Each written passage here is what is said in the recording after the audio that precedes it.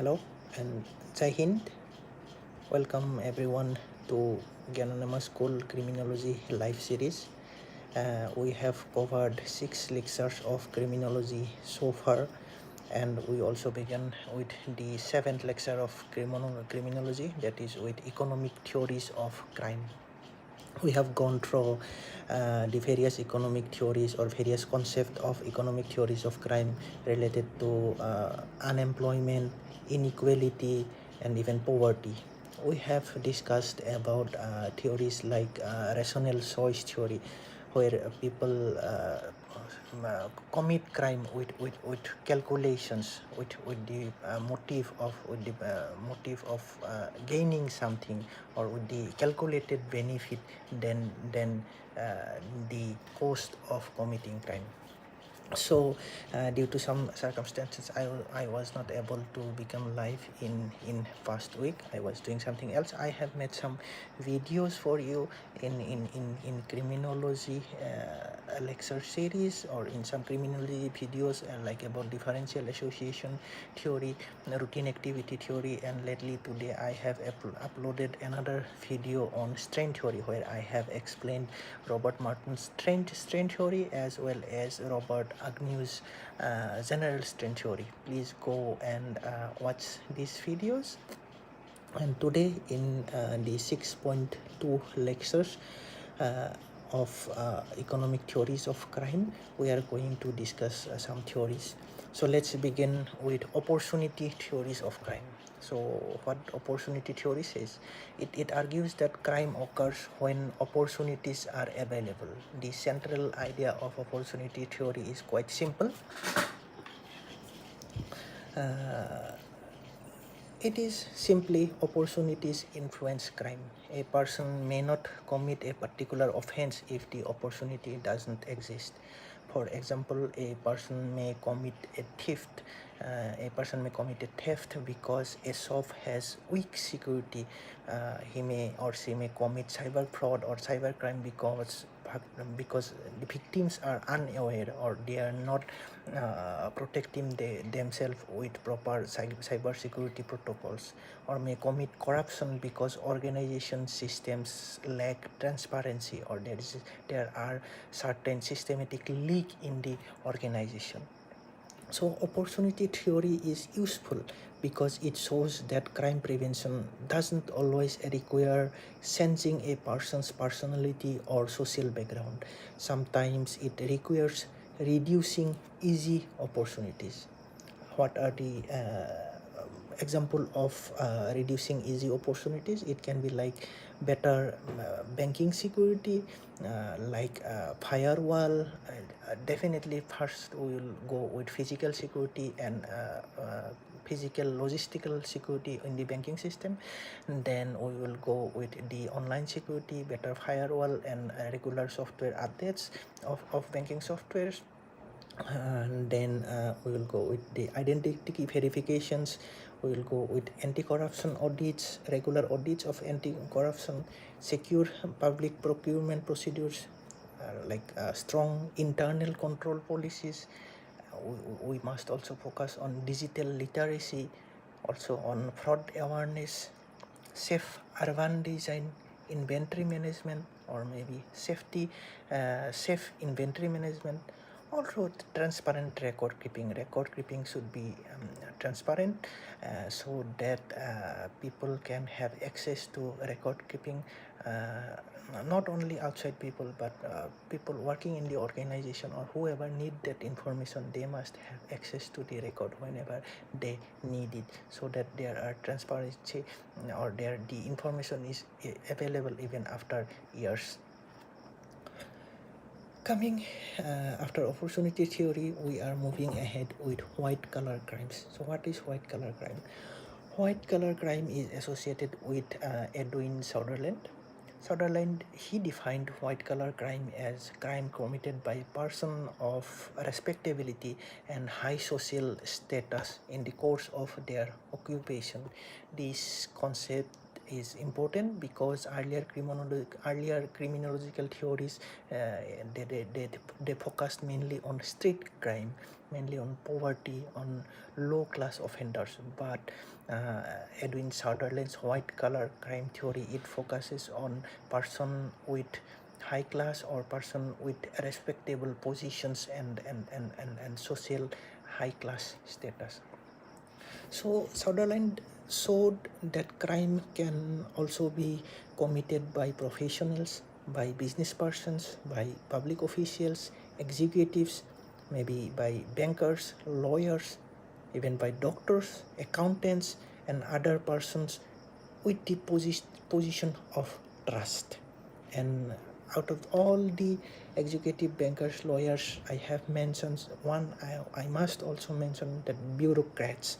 Okay, in white collar crimes, bureaucrats and politicians, they are mostly involved. So what are the examples of white collar crimes? It can be fraud, embezzlement. What is embezzlement? Like mismanagement of money. Okay, bribery, corruption, tax evasion, maybe insider trading, money laundering, forgery, corporate fraud, financial scams, maybe cyber fraud like pig butchering scam, etc. These are examples of cyber frauds. Or even nowadays the trending cyber fraud has been like digital arrest fraud in India.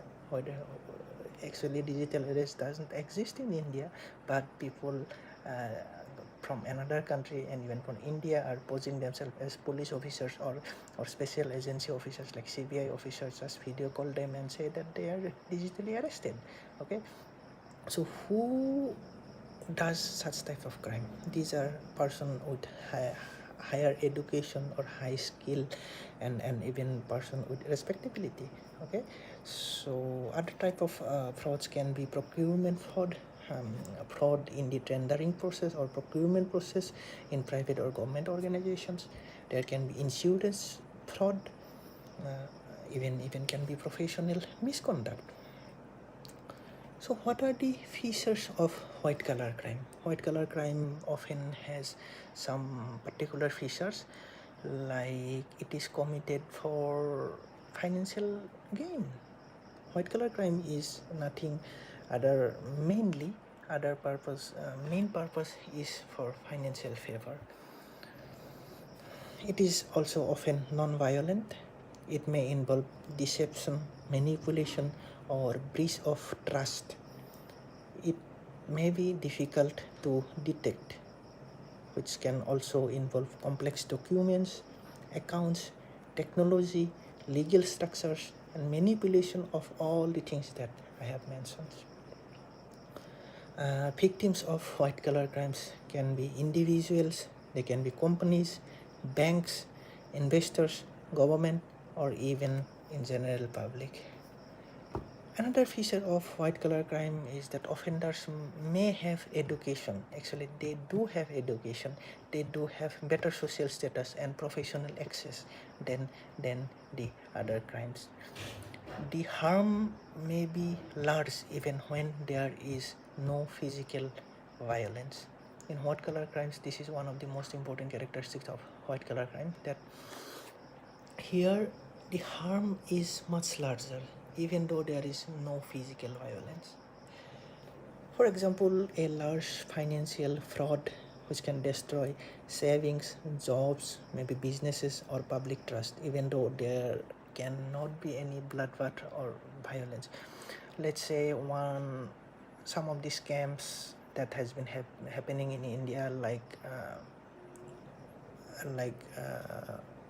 Sarda scams, like coal scams, and other scams. I would not name it because they are still in investigation. I don't know these are political in nature. When the investigation would be completed, maybe after 50 years actually.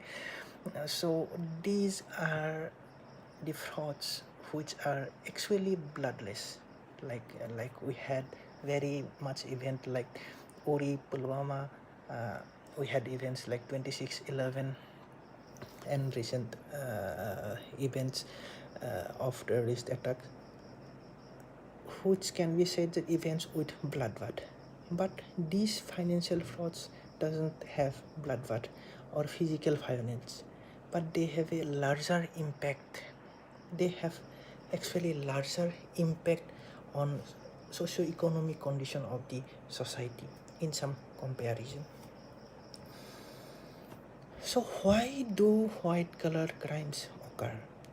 White collar crimes occur mainly because of greed, because of pressure to meet financial targets, even because of competition, because of opportunities for weak internal controls, maybe because of poor auditing structure, and definitely due to corruption and organizational culture.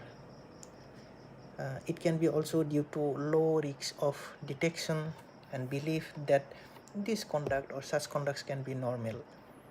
And it is also due to abuse of professional trust. White collar crime can also be due to a desire for the status of wealth.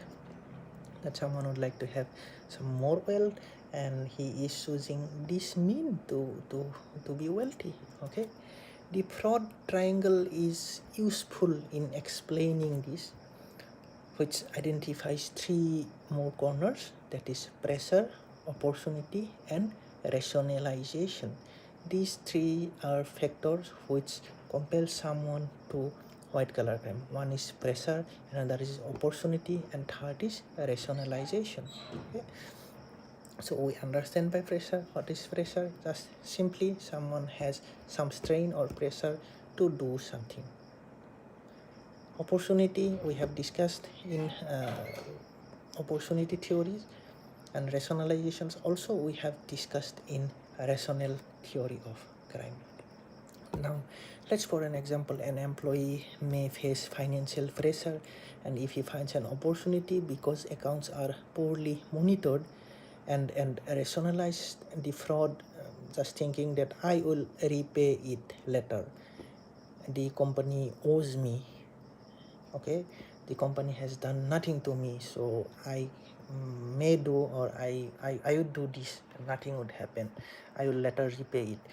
So this rationalization, opportunity, and financial pressure or such types of pressure can bring towards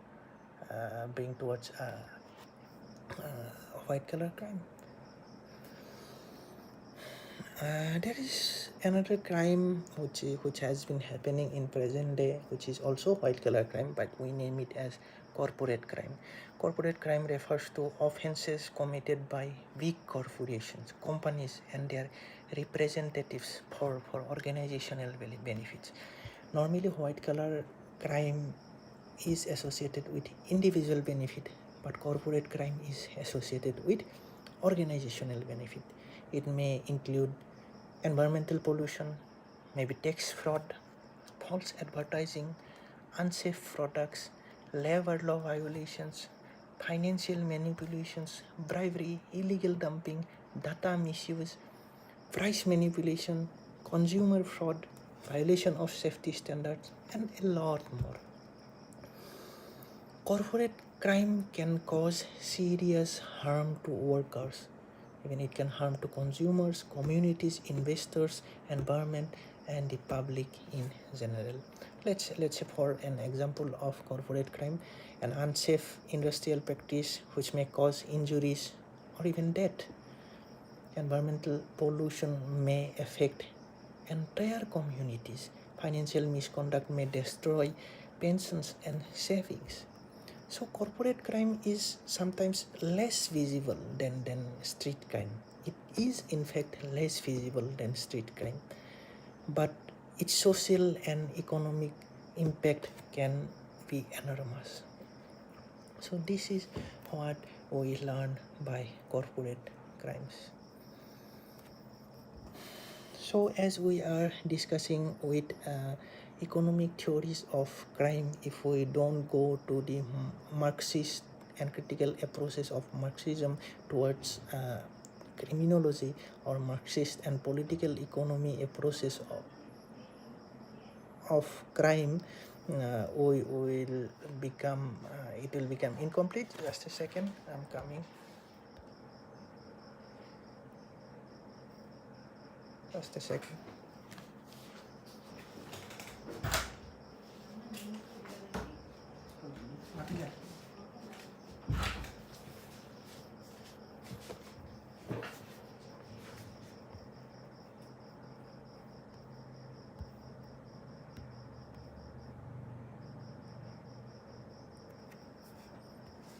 Yeah, I think I'm okay now.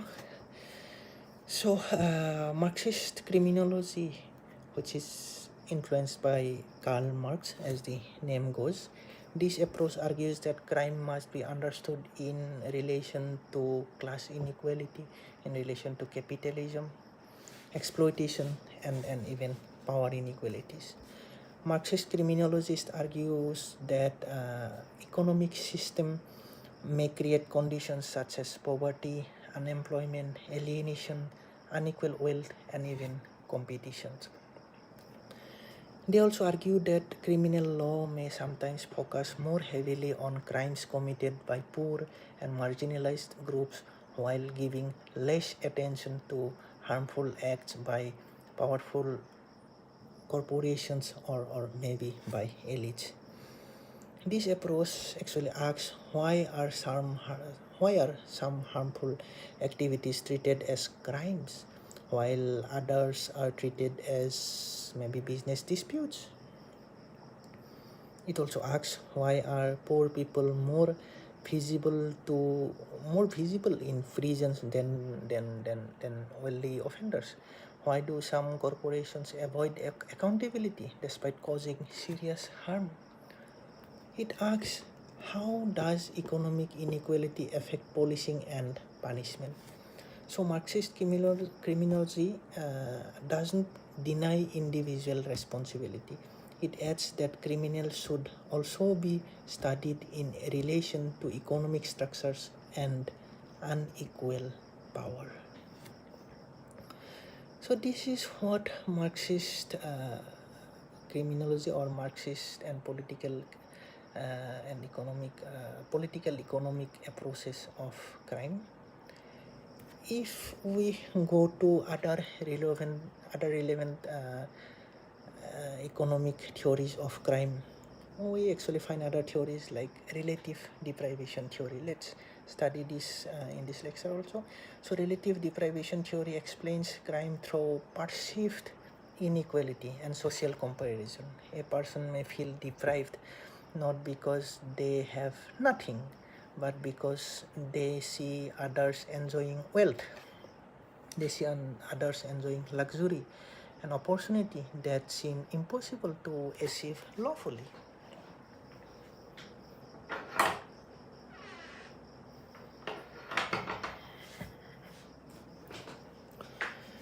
This can create resentment.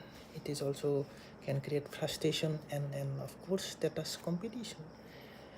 This theory is useful as we done with relative deprivation theory, just a simple concept. It is useful for understanding consumer-driven crime, property crime, gang culture, and some forms of youth offending. Moving ahead, another theories of crime, that is institutional anomia theory. What is institutional anomia theory? Institutional anomia theory is associated with Stephen F. Meissner and also with Richard Rosenfeld. Institutional anomia theory argues that crime may increase when economic success become dominant value. And institutions such as family, education, religion, and community become weaker.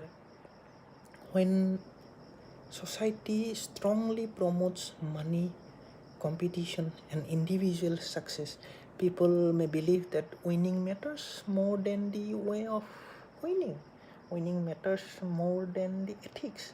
Winning matters more than the social fabrics or social norms. Okay, so this is what institutional anomia theory, where social structure makes it so that winning comes more important than the way of winning. So due to institutional anomaly theory, people may be encouraged for fraud, for corruption, cheating, exploitation, and other profit-driven crimes. This theory is useful for understanding why crime can occur even in wealthy societies.